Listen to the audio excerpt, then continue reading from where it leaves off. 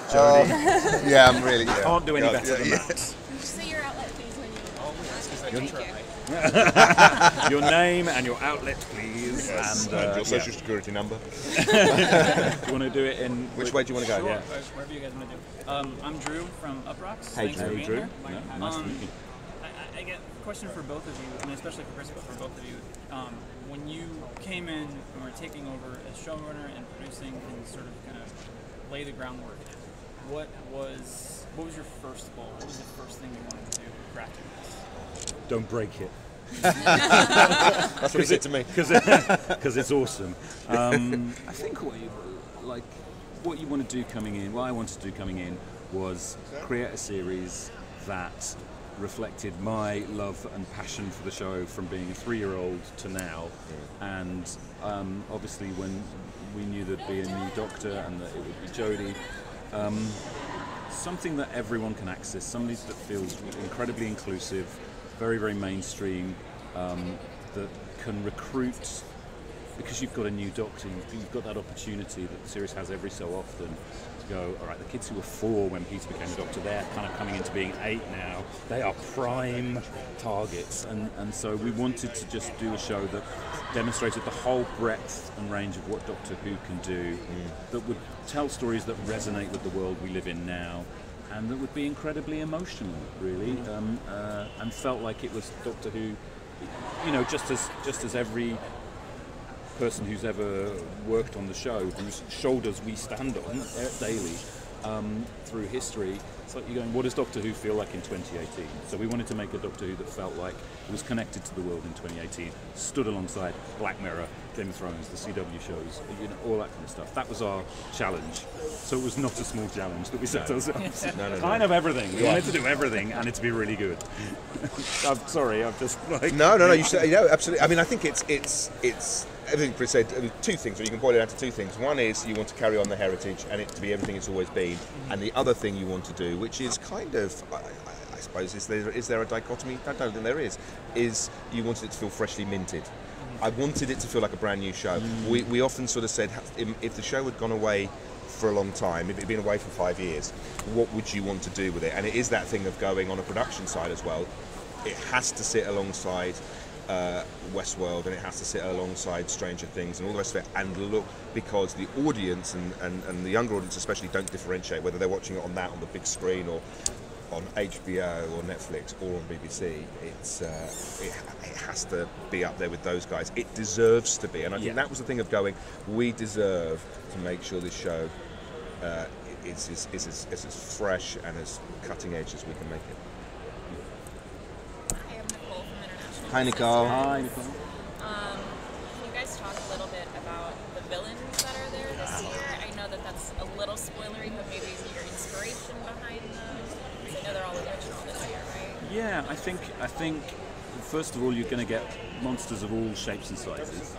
And textures. Yeah. And I think, again, it's part of making sure that hopefully the stories resonate with the worlds we're in now. So one of the great things about working on the show, and for the writing team that we brought on as well, is like, we were like, okay, bring us your monsters. What do you want to do? How, so I think as much as anything, we just wanted a real variety, that they're surprising, that they're fun, that some are creepy, some are scary, some are odd. So it's just, again, a bit kind of showcasing what Doctor Who can do, and feeling that for the generation of viewers who are going to hopefully come on board now, it feels like their monsters, the ones they can own. The thing of, again, whether you're a kid of 8 or a first-time viewer of 28 or 98, and you go, oh, okay, that was my monster. So that really, which is, as like I say, we're being very cagey about spoilers, because also the story of Doctor Who and the story of the episodes is, what's the monster? What do they want? What's their plan? And if I tell you now, I'll ruin episode 5 for you. I don't want to do that. Exactly. I think the biggest fun is seeing how they land with the audience, and you always think, oh well, that one will really kind of grab people, and that one's this and that. I'm thrilled to see, what happens, and who takes what monsters to their heart, or how they react. So that's great. And having 10 standalone episodes means we can be really greedy and have lots of monsters and villains, which was also a lot of fun. Because it's also the best part of the job. We get Yeah, to make yeah. up monsters for a living. So literally amazing. With the amazing craftspeople who then bring them to life, whether that's the visual effects or the prosthetics or the designers. It's like, that's great. I didn't get to do that on Broadchurch. I was like, You I tried. kept trying. They were like, no. Yeah. Hi, I'm Josie from Bustle. Hey, Josie. Hello. Hi. So Bustle is actually a pretty strongly millennial female Yep. focused website. Jodie came and saw you guys the other day. Yes. Yeah. Yep. And I guess I was just curious whether female fans have expressed to you how they feel about this new season with a woman doctor. What's that been like to take that in? It's really emotional, and obviously we've shown the episode to a very small amount of people so far, and watching it with female fans, watching it with women is incredibly emotional, and I don't think we ever underestimated that. I think what we're going to do in a couple of hours' time, and we're going to be at Madison Square Garden, 5,000 close friends, watching it. I think it's going to be one of the most emotional days of our lives, and I think showing this to people who are long-time fans of the show, I've never underestimated how potent that would be, and it's proving to be the case, and that is. It's quite hard to talk about it without getting emotional about it, because it feels, because I have, I'm married to an awesome woman, I have an amazing sister and an aunt, and we work with brilliant women all through the show, and actually to see that reaction it's like, if I go humbling, it sounds ridiculous, but it really feels like it's a very humbling time to be on the show. It's a privilege to be kind of curating this through. So I don't have a good soundbite answer to that, other than, yes, it's been incredibly emotional with some of the women I've showed it to. There are very iconic moments within the first episode. Jodie's doctor does some very awesome things in the first episode, very deliberately, with the first female doctor to go. She comes in, we haven't been meek with her, and those moments feel very powerful when you watch them with women. So And I think one of the most moving things for me when we first started filming, it was I think it was in the second block, so we hadn't been filming very long at all, and so there'd just been an announcement. We filmed in Sheffield, and all these mums turned up onto the set on location with their daughters, and they asked for photos with Jodie, and she's always brilliant, by the way. She's just lovely. So she sort of, let me come out. No, I want to come out of my trailer, and I want to meet these people. And it was just women saying thank you to Jodie and going, the fact that my daughters and my sons can look up to you. But there was so many that went out on social media quite a lot. It was just like lots of lovely pictures of people that just turned up on the set and wanted to sort of selfies with Jodie with their daughters and going, this is so hopeful for us. This is great. So that was really really moving as well. Yeah.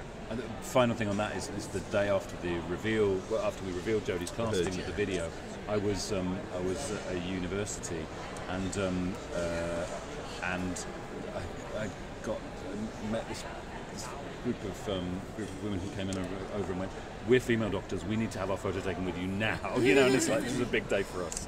And it was like, it's that. And there was a beautiful thing that BBC America have put out on their social media of lots of female doctors talking about being a doctor and talking about what they've been through, and they're going, so it's I hope it just connects, and I hope it, I find it hard to talk about. Sorry, guys. Can we make sure everybody gets a question then? Okay, good. We'll do longer.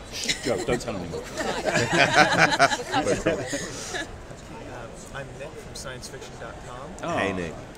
Apart from the obvious, new doctor, new companions, all that kind of thing, what would you say is the biggest change for the show this year? Oh, wow. Probably the way it looks. We've got new lenses. We're shooting on anamorphic lenses. Yeah. We're in 2:1 aspect ratio, and which a lot of the audience won't necessarily notice, but I hope we've given it a duty of care, wash and brush up. You know, everything looks awesome on TV. Everything looks like a movie. Our responsibility was to bring Doctor Who up to that. There's a new composer, which makes a big difference as well. You know, and Sagan Akinola has done a great thing. So it's in a sense we've never talked about differences. It's like they're just going, what is the purest version of Doctor Who for this year? And how do we get everybody to bring their passion for the show and their love for the show and our love for the show and make it into a holistic new version? The people who love the show will hopefully fall in love with this version as well. People who haven't seen it before will go, oh, that feels like it's for me. Yeah, that's the thing. I don't know if that quite answers your question. Nearly. It's gonna have to do, won't it? Let's be honest. That was very good. So my name is Julia. Hi, Julia. From Brazil. Nice to meet you. Doctor Who is like huge in Brazil. And Yeah. So how it's working in a show that had like so much love for the fans? How is it working on a show with so much love from the fans? It's a privilege. A privilege and it's a huge responsibility, but in a wonderful way. So tying back to Chris's last answer, one of the things is like with anything that you love and you know people love, you want to give them the best version of it. It's like restoration. It's like a great painting, and you want to make sure that you're always making sure it's at its best and it's loved and it doesn't fall into disrepair. And I think that's the same with this show. So for us, what this is, as much as anything, and especially from Chris, I mean, I've watched the show all my life, but you know, it's a love letter to the fans, and it's also a love letter to the television audience to go, this is a great show, we've loved it for years, and we want to do everything we could to bring as many new people on board as well as existing fans. So I think that's it. Yeah, we just, like, the ambition was, we just want to make it the best hour of the week for those people who love the show and also for those who don't yet know it. Yes. No small ambition. Hi, I'm Jen from Comic Book Resources. Nice to meet you. Can you talk a little bit about how you put together the companions and sort of how you came to the decision to do 3 companions and who they were and where they came from?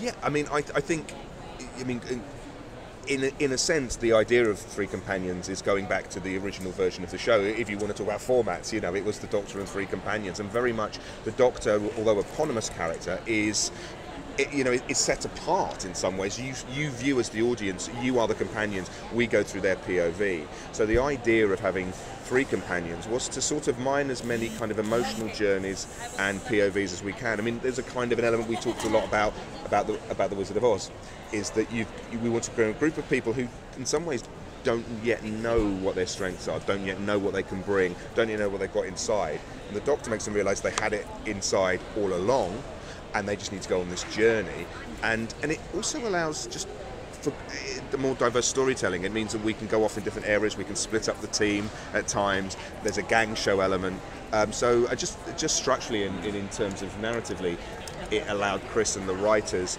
to have a bigger sort of, I suppose, paint box to play with.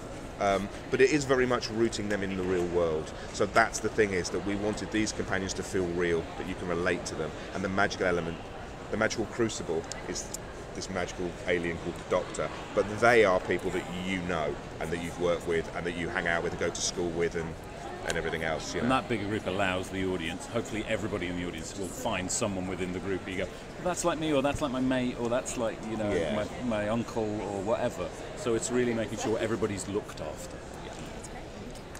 Nice tie. Come on, nice tie. TARDIS blue shirt, TARDIS tie. Awesome. Congratulations on the show. I'm Daniel from GoldDerby.com. The show over the years has, been able to tell so many different kinds of stories. Yes. Some lighter-hearted stories, some very emotional stories. Yep. What was it like finding that balance of stories for this season, with so much changing, obviously, with with the cast and the crew? It's a really good question, as they all have been. Yes. It's like a workout. I think it's the joy of doing a season is to try and have as broad a range as possible. So hopefully you've got some light stories, you've got some emotional stories, you've got some creepy stories, you've got some darker stories. It's the joy of Doctor Who is exactly what you describe, and in a sense that was the aim for the season, because you should find by the end you get to the season that you've had all those flavours and tones, as well as within episodes as well.